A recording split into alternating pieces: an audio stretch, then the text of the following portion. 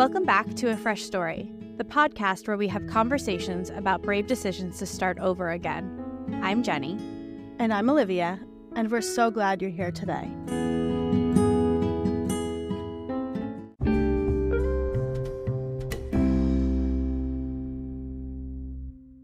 Hello, sister. Good day to you, sir. Good day. I don't know why I keep saying that. We need to have chat GPT give us Tell a list us. of greetings because good day to you, I'll sir. try is again. Interesting. Hello, sister. How goes it? That's way better. I think that's way better. Oh, Did you I'm see? sorry. I was referencing the goes it. What did I see? What? Oh, this is not related at all, but we're just going to chat about it. There was somebody, I spoke in one of our other openers about being in Disney World in the 90s. Did you see the picture that's going around Twitter? And it's like a family photo from the 90s. And somebody was like, we always thought this was George Lucas behind us, but now we realized it was George Lucas. And there's it's like a family photo of a family in Disney in the 90s, like how we have the fuzzy photos. Mm-hmm.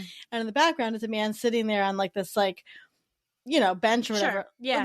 It is George Lucas. It looks just like George Lucas. But people are crazy amazing and figured out that he was at the park that day, and they matched his shoes and his belt with other pictures of him. But then I was trying to think, back in the 90s, Star Wars, I guess Star Wars always was a part of Disney because they had the Star. It was complicated. It's honestly, I think I watched a Defunct Land about it, and I highly recommend you do too. But I think there were parts of Star Wars, they sell off little bits of things. Yeah, but it was so funny because it's clearly George Lucas, and so people were validating That's so funny. this. Anyway, that was just what I saw this morning. But speaking of Twitter, we met today's guest on Twitter, Ella Dawson. Ella is a writer, and she is an advocate, and she's so vocal about women's rights and speaking up for underrepresented communities. Yeah. And we had a wonderful time chatting with her. What a sweet soul, right? She just was so yes. I almost wanted to just hug her. I was but just a lovely, lovely human. And she has a book coming out, and we're so excited for her.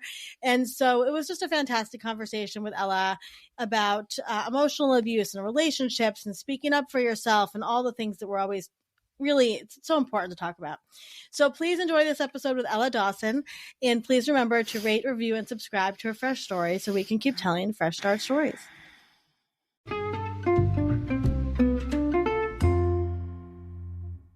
Ella Dawson is a New England-based author who is proud to drive stick shift. I can't do that.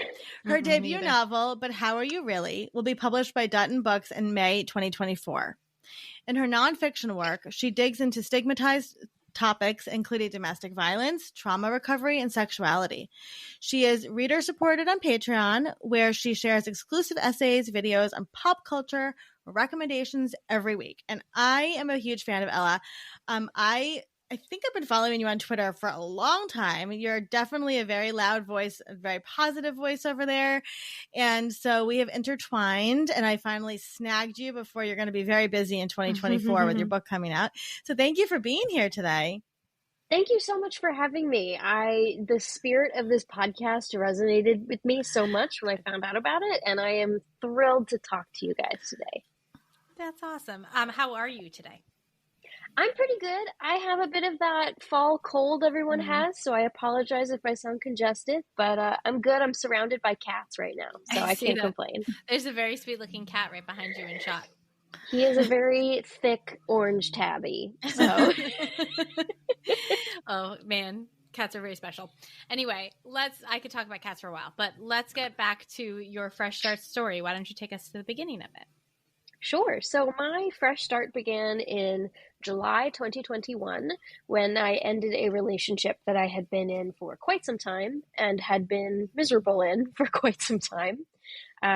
We had been together for roughly 4 years, and that was my longest lasting adult relationship. So we had been talking about marriage and kids and where we would live, and we wrote out the beginning of the pandemic together. So we were very close, but it was always a relationship that I felt didn't really fit me as a person.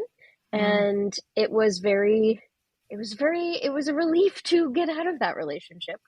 And it took me a few months of living with my mom again and decompressing to realize, oh, this relationship wasn't just unhappy, it was very controlling.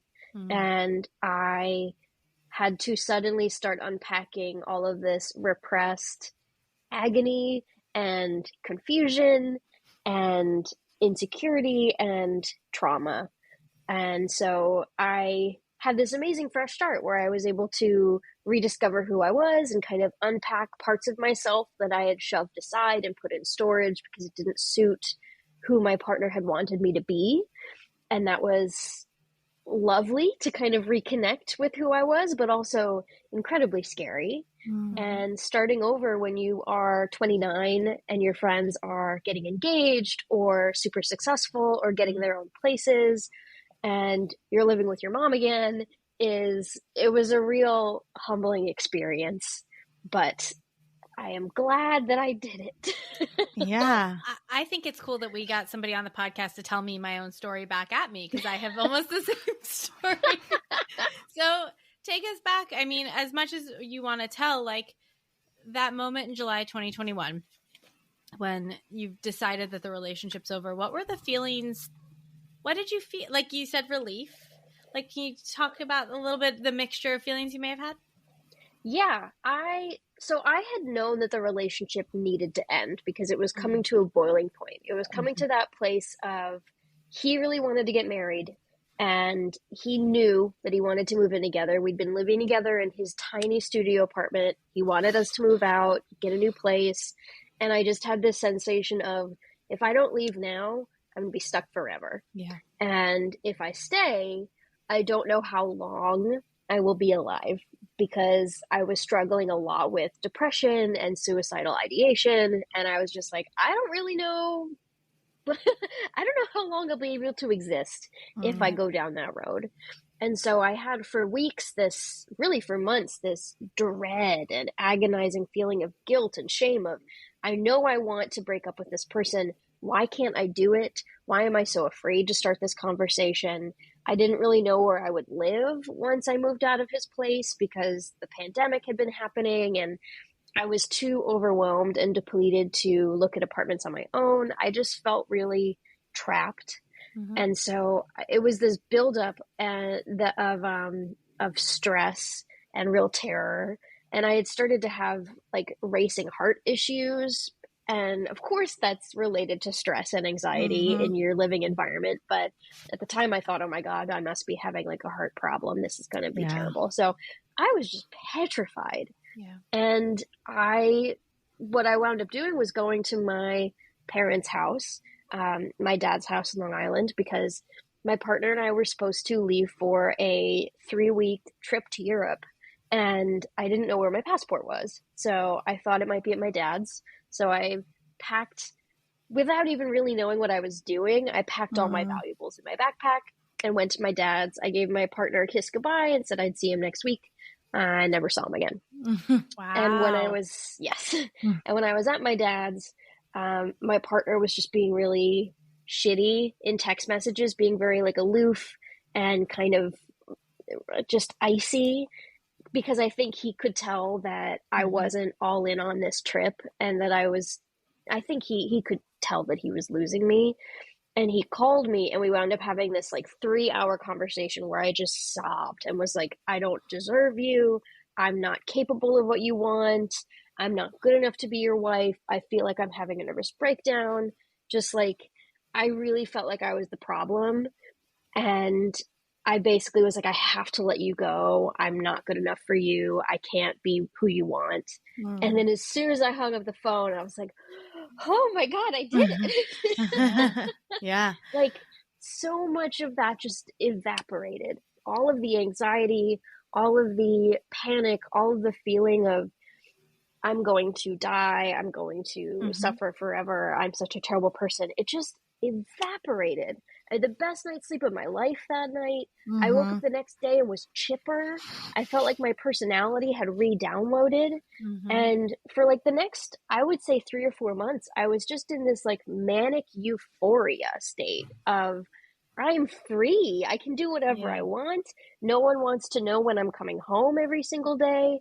No one is second guessing every choice that I make. I can eat McDonald's every single night for dinner if I want to, and it's no one's business. Like I just, it was euphoric, and it took maybe 6 months for me to kind of come back down to a baseline and be like, okay, wait, but actually, like, what do I do now? Yeah. So take us back. Where did you grow up? I grew up in mostly in Greenwich, Connecticut, which is where they filmed bits of the Stepford Wives. Yeah. So we're from Long Island. We understand. Yeah. Yes, exactly. Yeah. And your parents were divorced, it sounds like? They got divorced when I was in my 20s.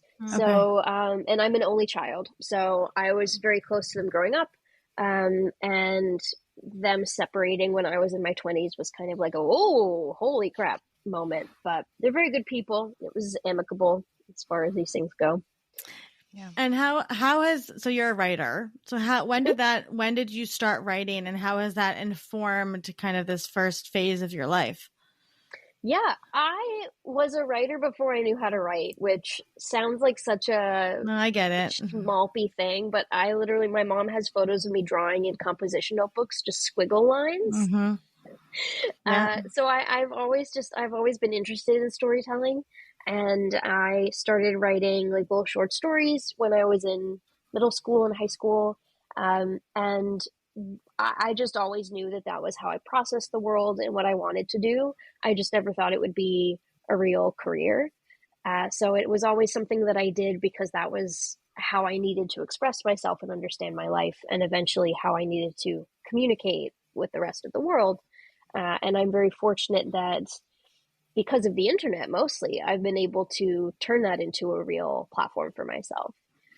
Yeah, and you write about topics that are really important to talk about. So can you talk to us a little bit about, like, you write and talk very openly about sexuality and to try to destigmatize a lot of the shame, right, that people hold on to sexuality and talking about it. And I know you and I have conversed about, emotionally abusive, physically abusive relationships, things like that. So where did the stem of that writing come from?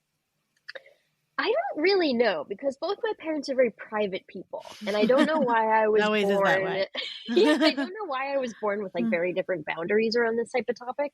I think I've always had like a very strong sense of justice, and if something is unfair, it really pisses me off. And so I started to write about gender and sexuality because as a teenager, I was so enraged by these different expectations for boys and girls and these silences I saw around sexuality, around sex education, around gender discrimination. It just lit up that part of my brain that got really pissed.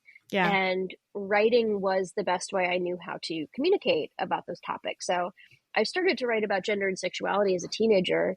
And when I was in college, I did gender and sexuality studies and kind of hit the ground running and kept going.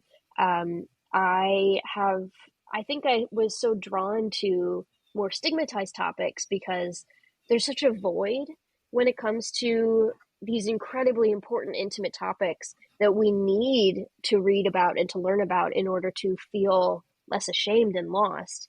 There's just so little out there, or it's harder to find, or there's been censorship that has erased those things. And again, that little justice part of my brain is like, this is ridiculous. Everyone gets an STI or has a friend who gets an STI. Everyone experiences some type of sexual violence or knows someone who has.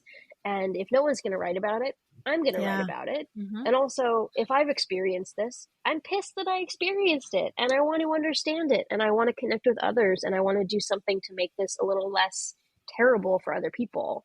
So that type of fire has done a lot to silence, in my mind, the parts of myself that are scared about backlash or what people will think. I will say that writing more about abuse and domestic violence in the last few years has been the only time where I've been genuinely freaked out about what I'm sharing. And I think that's also because I'm in my 30s now. I'm not feeling as free of consequence. I don't feel immortal anymore. And there's also been this swing of backlash toward real progress we've made in these areas in the last decade. It's the anti-Me Too backlash. It's the backlash to the Johnny Depp and Amber Heard mess that we saw online. And there's been this rise of defamation trials and real consequences. So I think I'm more cautious than I've ever been, but at the same time more determined. So it's a weird mixture. You're very Growing up is informed. weird. It is weird. You do your work though. Like you're very informed. Like I don't think I've ever seen you put something out on Twitter and then take it back. Like you really do double check yourself before you, share the facts and figures. Going back to the relationship stuff, it's interesting that you said that before, because I too was in an emotionally controlling relationship. It's so hard to explain. Right? It's really hard to explain.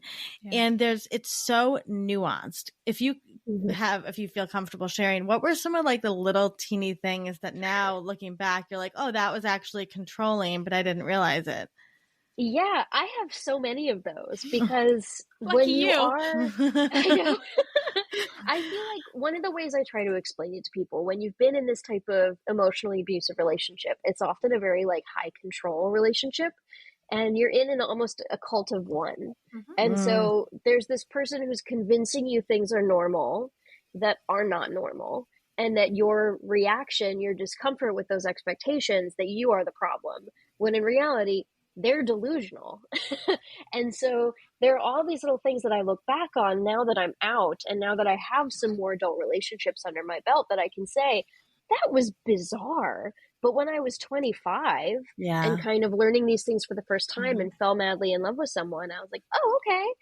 One thing that was bananas was he had me turn on location sharing within like a few weeks of beginning to date, which at the time he was like, it'll be easier for us to find each other when we're out in New York and we're meeting up and one of us is running late. But what I learned later after connecting with his ex-girlfriend was that he was doing it to make sure that I didn't overlap with her because they had not broken up yet. And so there were a lot of, I know, like deep cringe. Wow. And so that he knew where I was at all times, like at a very basic level. But he would turn it off on his end when he was doing things he didn't want me to know. And he would claim that it was because, he lost reception or his phone died. There was always an excuse. But I know there are good reasons for doing location sharing with your friends or with your family. But when you've been dating for like 2 weeks, doesn't need to be on. That is a huge red flag. Yeah. What else? I also, this is one that does it's not funny, necessarily. Sorry, before you go further with it, it's funny too because when I was with my ex, he turned on really location sharing with me, and it was like we were on like a ski resort. Controlling wasn't his issue, but we were on a ski resort and like he was like, it'll be easier to find each other. But then every time it came up, people would be like, oh, so you can see where he is? And I'd be like, he did it. He turned it on. I didn't turn it on. But I think it's so funny because I'm married now, somebody else. And we don't share that. We don't have that on. And I never once think about it because like the trust is there. I'm not worried about like, where are you? When are you coming home? And then checking it obsessively as I was doing with my ex. Like I just heard my husband walk in the door. You know what I mean? Like I know where he is. I'm not worried that he's going to not come home. And so it's funny how when you are in that kind of relationship where it would be like a safe thing to have, you don't actually need it. Absolutely. My partner and I, like, I'll turn it on for a few hours because I love that you have that option now where you can just say, I want this on until the end of the day. And it's only when I'm picking him up at the airport. And so he can see where I am in the terminal. Super convenient. Yeah. And other than that, it never crosses my mind because it's just not, I don't care. You trust me if you don't necessary. Care. Yeah. Sorry, go on. The next one I wanted to hear. Oh, yes. The next kind of red flag that I think I thought was very normal at the time, and this doesn't necessarily point to abuse, but it does point to the fact that you should not be in this relationship and that the person you're dating might be a bad person, is my partner always wanted to be right and believed he was right, even when he knew absolutely nothing about the topic. And when I knew more because it was my expertise, and we would wind up in these circular conversations where he would say something outrageously offensive or ignorant, and I would have my shock or dismay would show on my face, and he would get mad at me for judging him, in scare quotes. And he would say, I feel like I can't be myself around you. I feel like I have to walk on eggshells around you. when he just said some like heinous, unbelievable thing that is either sexist or racist. I had that. Yeah. It's, and you feel like you're like, excuse me, I didn't do anything in this situation. Yeah. You have just said something wild. Yep. And you feel like, should I be educating this person? No, you should get the heck out of the relationship, because it's just, the amount of time I spent listening to him articulate some wild hot take and me try to justify it in my brain as that's not really what he means. He means something else. No, girl, get out of there. But Ella, he probably wasn't like that in the beginning, right? Did it it got worse, I would assume, because that's what happened to me. It was not, I was like, oh, this is a liberal, open-minded person, and then it was not. Yes. On our first date, he was talking about how much he didn't believe in fraternities and how he was a Democrat and how he didn't know if he wanted kids. He probably didn't want kids. And he was very open-minded about different types of relationship styles, and he wasn't religious, and just like he said everything he expected me to want to hear.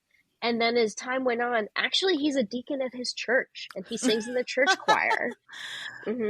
Actually, he didn't like frats because he couldn't get into any. And he actually was in this all-male a cappella club that was super important to him, and they did all these weird rituals together. It was like a frat, Actually, he's a Democrat, but maybe he's actually pretty conservative and traditional in a lot of his views. It was just like, over time, I was like, you lied. Yeah. You just lied.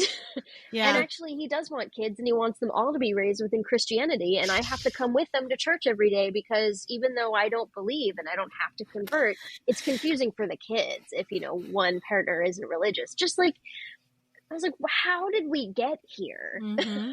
Yeah, it's so interesting, Ella.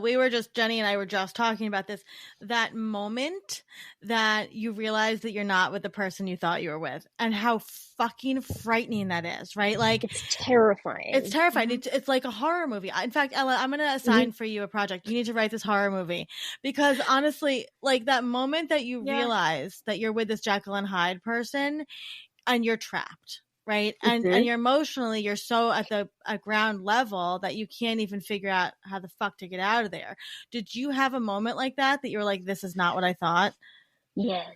I had a lot of moments like that. I think the worst one was, and I think a lot of folks went through this during the pandemic, when you're stuck with this person, you can't see anyone else for safety reasons, you can't go outside, and suddenly he's ordering meal ready eat kits from the military.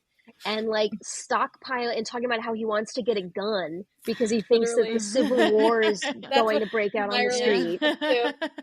Jenny's hiding. Yeah. I'm hiding from the truth. Yeah. It's terrifying. I was like, who are you? Where, what is, like, are you suffering a mental illness situation? Is this paranoia? Or are you actually this like weird freak who I've been dating all along and I didn't know because we never spent this much time together? Are you like taking the mask off because I'm finally trapped? Like, right. I've never even told Olivia this. Actually, this is a new one. So my ex was always into like ready to eat meal, like MREs and stuff like that. And we had a lot of fried food around the house. He was like a hiker though. And he had gotten progressively into guns as we were together. We lived in Queens. So it was, I just assumed he would never really be able to get one. That was like my hope. But I used to think Olivia has 2 little boys, and I used to like worry because we were together for 10 years. We were engaged, like we were going to be together forever, that I would have a conversation with my sister about like, when the boys come over to the house, like I need you to know that there's a gun in the house. And I would like, that would like keep me up at night, because I was like, how do I even explain that to her? Like, she's known this guy since he was 24 years old. This is not the progression any of us saw, for him. And it was so scary to think about that, of like, wait, like I'm going to live in a house with guns? Like, that's nuts. And I very much identify with that. It's scary. Yeah. The gun thing, I feel like the pandemic brought that out of a lot of people. Yeah, I had a couple girlfriends that said the same thing about their husbands. Yeah, that they wanted to buy a gun. Yeah. And for me, my fear was, while I couldn't identify yet that I was in this high control relationship, I knew a lot about domestic violence because I'd been in an emotionally abusive relationship before that was like way more black and white and easy to identify. And I knew all the statistics of if you are a woman in a household with a gun, you're far more likely to have that gun used against you than for your own protection. Like there are all of these stats about women and domestic violence and guns, and like I knew in my head, and I was a suicide risk for parts of our relationship because I was in this controlling relationship and I couldn't identify that. But like we both knew I was dealing with self-harm issues. So like bringing a gun into the home, horrible idea on so many levels. And I remember saying to him, like, I don't want to live with a gun because you're far more likely to die from suicide or to have it used against you. And I remember him saying, I would never hurt you like that. Like, I would never use the gun against you. I would never let you do any of this. And in my head, I was just like, I don't believe you anymore. Like, I don't know if you would murder me with a gun, but I also feel like I don't know what you're capable of. Well, that's like, the scary part, right? That's the scary thing. Yeah.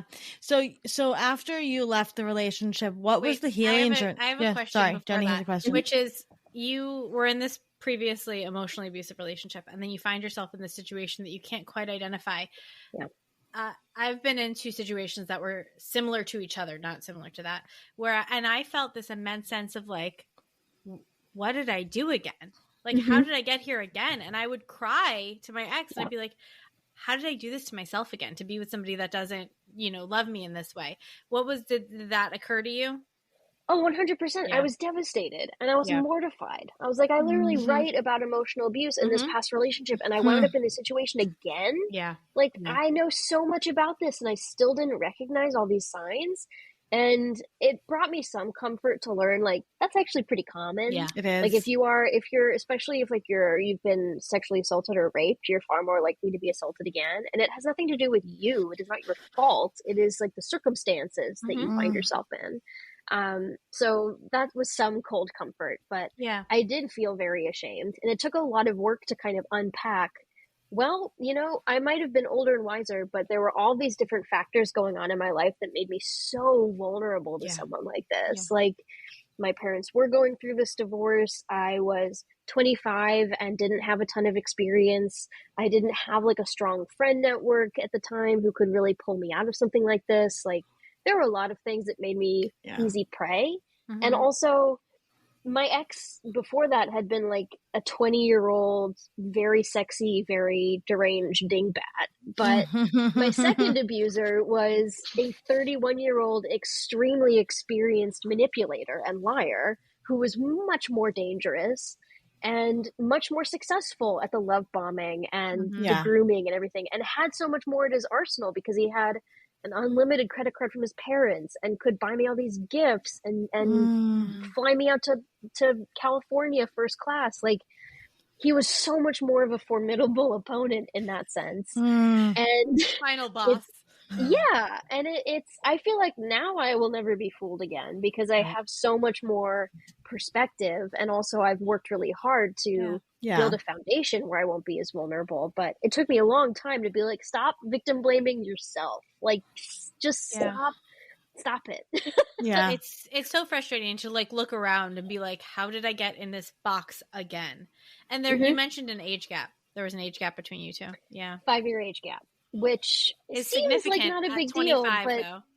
Exactly. And even just for the sheer reason of he knew what he wanted in life and I didn't. And there was this dynamic of, I'm waiting for you to catch up. I'm waiting for you to mature. When in reality, I already had a pretty good sense of what I wanted, and it wasn't him. But he was able to use it as, no, you're just young. And like, you will eventually realize you want all these things. I still don't want them. Wrong person. So what was that healing journey you went on to build that foundation? Well, the first thing that I did, and I knew I wanted to talk about this on the pod because this is so like classic fresh start weird thing.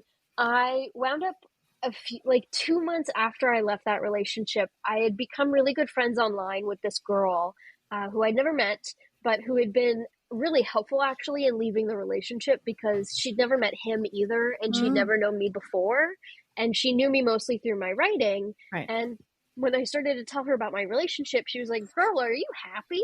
Like, everything you're telling me about this person sounds terrible. And she had just ended an engagement with someone she'd been with for a long time. So she was in the state of mind to be like, yeah, this part sucks, but like, what are you doing?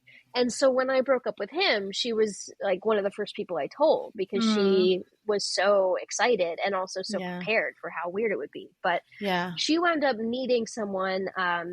She graduated law school and was moving across the country and didn't have anyone to make the drive with because she had a rescue dog and a car.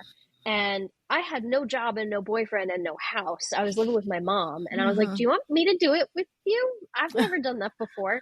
Like, very out of character for me, because I can be extroverted online, but I'm very shy in person. I get exhausted in other people's company if I've hung out with them for more than 5 hours. I've never met this person before. We've talked on the phone once, but I was like, I'll do it. And I did. I flew to Michigan, and then we drove for like 7 days across the country in her tiny car. And it was the adventure of my life. And I remember being in Wyoming during a thunderstorm, like huge winds blowing this Toyota Camry around the highway. We pull over to get gas. It's like thunder and lightning. It's the creepiest thing. And I'm sitting there drenched, just like, oh my God, I'm alive.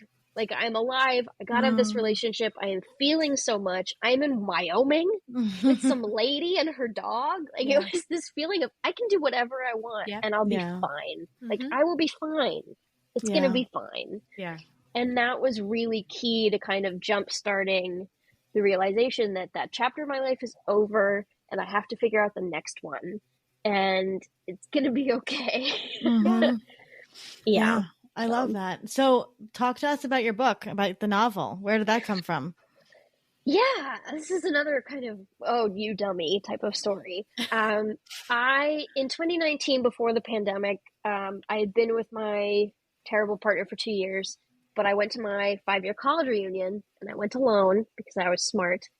And it was such a eye-opening experience of, oh my God, first of all, I'm embarrassed of my life. And I'm in this environment where I had discovered who I was. And I'm seeing all these people I haven't seen in so long. And I'm so happy here. And I wish I could stay here because I got to escape from my present for 4 days. And it was such an intense and eye-opening experience that I was like, this would be a great premise for a novel, actually. Like, especially for millennials and Gen Z folks, people who graduated during or after the financial crash. And like, our future's not bright in the same way that we thought it would be. Like, I graduated from college during the Obama presidency and then went back to my reunion during the Trump era. Like, a lot had changed mentally. So I thought about what would it be like to write a book about a bunch of millennials who go back for their reunion and are like, oh God, like, have I done anything that I thought I would? Am I in a relationship that I thought I would be in? And it's about two exes who kind of reconnect and are like, this didn't work when we were in our 20s, when we were babies, but maybe now, but also how do we make this work? We're in different sides of the country. Like, my main character has a horrible job with an abusive boss, and she's also an abuse survivor. And part of the reason, little spoiler alert, part of the reason it never worked with this guy in college was she was in recovery from this abusive relationship with someone else that she hadn't identified as abusive yet. And so there's a lot in the book about getting out of a controlling relationship and falling in love in a way that feels authentic and good. And I wrote it all when I was still with my abusive partner. To cry for help is what it was. Yes, it was. And thankfully, like, I was able to work on it during the pandemic. And when my partner and I finally broke up, a few months later, my agent fully signed me and said she liked the book as it was. I forget the timeline, but I was able to keep making progress on the book after that relationship ended, and finally able to revise it from a place of clarity. And we actually went out to market to sell the book on the 1-year anniversary of me leaving my ex, which was like a weird coincidence. And we sold it within a week. Wow. Which was amazing. Yeah. And the book deal was able to finance me moving out of my mom's house and back into my own apartment this month. So congratulations. That's amazing. thank you. It's been very gratifying. What an arc. I love that. Lucky. And it sounds great. I cannot wait to read it and I'm to excited. promote it. And it's a very fresh, starty type of book. So It's a book about burning your life down. Mhm. And Gotta starting do it. over in a good You way. have to do it sometimes. I think that we all have to get to that place one way or another where we look around, we're in Wyoming and we go, oh my God, I can do whatever I want. Like, and I think that we all have our own stories of that. But I think that that's when you become an adult is when you realize when it clicks in that like, there are no rules. You can do whatever the f- you want. Absolutely. Yeah. There are no rules. There's no timeline for what success is supposed to No. be. There's no expectation of your life has to look like this. You can do whatever you want. And the only rules are try not to be a jerk to anyone else and try to honor whatever it is that makes sense for you because it might not look the way you expected. Like that's, you have to go for that. I hate talking about authenticity, but like your life should be authentic to who you are. And if it's not going to end well for anyone involved. It's very true, Ella. So if you, do you have any wise words for anybody who's going through a fresh start? It's going to be messy and that's okay. Like you might feel crazy for a while. You might do stuff that's dumb. Like that's all right. Starting over, it's like learning a new skill. I felt very much like Bambi learning to walk for a while. Yeah. Because I just had no idea what I wanted my life to look like or what felt right for me anymore. I tried really hard to hook up with some of my ex-boyfriends from before my abusive relationship because I was like, I want to be the girl I was when I was with you. And like I was trying to revert to an old save in a video game or something. And thankfully those ex-boyfriends were very kind about it. And one of them straight up was like, I'm a mess. You're a mess. Bad idea. Go home. And that was humiliating. And it was really nice to a year later be like, hey, thank you for that. You were right. And also, I'm so embarrassed. And he was like, don't be. And then I sold my book and I got to be like, I actually have to go because my editor's calling me. I love that. But yeah, it's okay if you make a fool of yourself or you make some mistakes. And the other thing I will add on a more serious note, you're going to feel crazy if you're leaving an abusive relationship. And you might do some stuff that's wildly out of pocket because you're recalibrating and you've been living in this complete alternate reality. And that might look weird to other people. You may feel like you're this absolute disaster. You are coming out of a cult. And that is not an elegant process. So grant yourself a lot of patience and space to just be a hot mess because that's not your fault. That is a symptom of what's been going on. Yeah, I love your phrasing of the cult of one. I'm going to steal that. I'm going to call that an Ella phrase. I think that's so, it's so smart because I was in the same, and it's so hard to explain to somebody, but it is. It's like you need to be deprogrammed from that. Yeah. I definitely didn't come up with it, but I don't remember where I got it. Well, I'm gonna say it's yours, but that's fine. Thank you. Yeah. And I listened to a lot of cult stuff when I was in recovery. And I didn't put two and two together. I was like, wow, I'm really fascinated by Nexium and Jonestown and all these things. And then finally I realized this is the same type of manipulation. It's really just is a different situation. It really is. Yeah. And last question. So what is something you ate recently that you truly loved? So I recently went back to my mom's house because she got a puppy and needed some help dealing with the puppy. And I went to Carvel Ice Cream, which is I think it's a regional chain, but I don't really know. And I got a triple chocolate brownie ice cream. And it's the same ice cream I've been eating since I was in middle school. It is so decadent. It is so gooey. And I transcended. I loved it. It's so you know good. What? Brownie and ice cream, I think, is my favorite dessert. It really is. And Carvel is very special. Carvel is special. Yeah. I love Carvel, and Yeah. it's the same people who've been working there for like 20 years. So they're like, I "Hey, love you're that. back." We'll have to get you a Fudgy the Whale cake for when your book comes out. Yeah. Yeah. Yes, yes. Well, Ella, you are a delight, and we're so proud of you, and we're so excited for you. And I cannot wait to read the book and tell everybody to read it. And please just keep shining bright and using your voice, because it is so needed, and your story is so necessary. And we're just delighted to see where you're going and all the amazing things you're going to do. Mm-hmm. Thank you so much. I really appreciate that. And the book will be out next summer, but you can find me writing about all these issues on Patreon. Twitter's kind of falling apart, but you can find me on Instagram and TikTok. My username on all of the platforms, including Patreon, is Bros and Pros, because at least for a while there, I wrote prose about bros, because I dated a lot of frat bros in college, and that is now my brand. You're a modern day Emily Dickinson. Thank you, Ella. Thank you for listening to today's story. We're always here, and we're so proud of you. A Fresh Story is produced by Fresh Starts Registry, the first and only platform for everything you need to begin again. You can read the show notes and learn more about today's episode at afreshstory.com.